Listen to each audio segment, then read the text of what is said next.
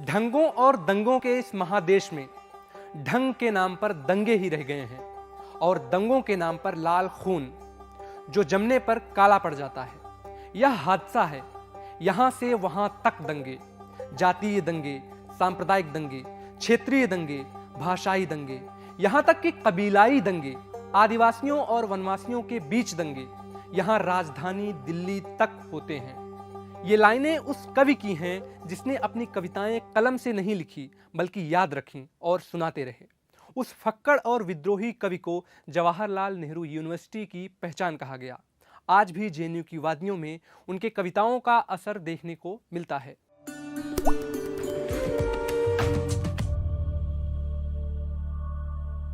आदाब, नमस्कार। क्विंट हिंदी के वीकली वीडियो अल्फाज में आज हम बात करेंगे हिंदी के विद्रोही कवि रमाशंकर यादव की। उत्तर प्रदेश के सुल्तानपुर के आहिरी फिरोजपुर गांव का एक कवि साल 1980 में वकालत की पढ़ाई छोड़कर दिल्ली के जेएनयू में हिंदी साहित्य पढ़ने आया और वक्त ने उसके साथ ऐसा खेल खेला कि आगे की पूरी जिंदगी जेएनयू के दामन में गुजारने के बाद भी जेएनयू उसका नहीं हो सका।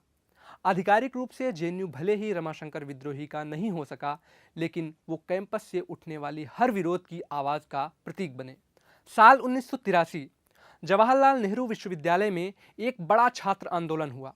इसमें सैकड़ों विद्यार्थियों के साथ रमाशंकर विद्रोही भी शामिल हुए।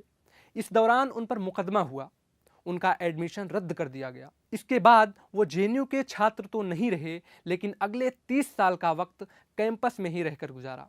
उनकी बेटी अमिता कुमारी ने क्विंट से बात करते हुए बताया कि यूनिवर्सिटी प्रशासन ने उनकी सभी डिग्रियों को जब्त कर लिया था। जिस तरह से उनकी जिंदगी जेएनयू के बगीचों में गुजरी, उसी तरह उनकी कविताओं में भी जेएनयू की महक शामिल है। वो अपनी एक कविता में लिखते हैं, जेएनयू में जामुन बहुत होते हैं और हम लोग तो बिना जामुन के ना जेएनयू में रह सकते हैं और ना दुनिया में ही रहना पसंद करेंगे। रमाशंकर विद्रोही अपने खास अंदाज के लिए जाने जाते थे। इसी वजह से वो जेएनयू के छात्रों में काफ़ी मकबूल रहे।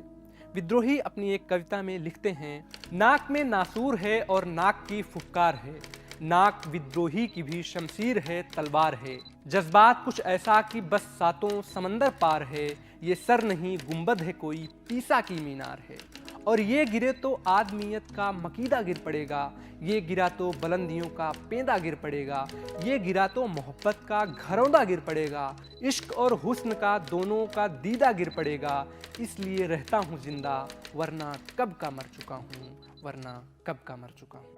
जेएनयू में रमाशंकर विद्रोही के साथ वक्त बिता चुके अंबेडकर यूनिवर्सिटी में प्रोफेसर अवधेश त्रिपाठी ने क्विंट से बात करते हुए कहा कि विद्रोही जी अपनी जिंदगी के आखिरी वक्त तक जेएनयू में रहे।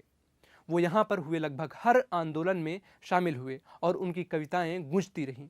उन्होंने आगे बताया कि मेरी जानकारी के मुताबिक रमाशंकर विद्रोही ने कागज़ पर कभी कविताएं नहीं लिखी, वो जुबानी ही सुनाया करते थे। बाद में उनकी कविताओं को अंकित करने की कोशिश की गई और ये भी काफ़ी मुश्किल काम था, क्योंकि वो आंदोलनों में ही अपने असली रूप में नजर आते थे। प्रोफेसर अवधेश त्रिपाठी बताते हैं कि विद्रोही जी समाज के हर उस वर्ग के साथ खड़े नजर आते थे जिसको सताया गया हो या जिसको मारा गया हो या फिर जिसको हार मिली हो। उन्होंने बताया कि विद्रोही जी हुमायूं के पक्ष में लंबी चौड़ी गाथा गाते थे।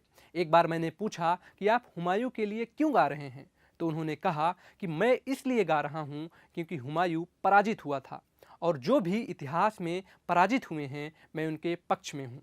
इन तमाम पहलुओं से ये समझ आता है कि रमाशंकर विद्रोही के दिल में पराजित होने का दर्द था और उन्होंने उस दर्द को बरसों बरस जिया। जनगण मन में वो लिखते हैं, मुझे माफ़ करना मेरे दोस्तों, मैं एक पराजित योद्धा हूँ और मेरे पास तुम्हें देने के लिए कोई उपदेश नहीं है। इसलिए नहीं कि मुझे बिठा दिया गया है प्यास के पहाड़ों पर, कि मेरी अतड़ियों को मरोड़ कर भींच दिया गया है मुट्ठियों के बीच, वरन इसलिए कि ना तो मौत आती है और ना मैं ये बात भूल पाता हूँ कि मैं एक योद्धा हूँ और पराजित हो गया हूँ। रमाशंकर विद्रोही की शादी बेहद छोटी उम्र में कर दी गई थी। उनकी पत्नी का नाम शांति देवी था। उनकी बेटी अमिता कुमारी ने बताया कि उनको स्कूल जाने के लिए कहा जाता था तो वो मना कर देते थे। वो भैंस चराने जाया करते थे और भैंस के ऊपर बैठकर घूमा करते थे।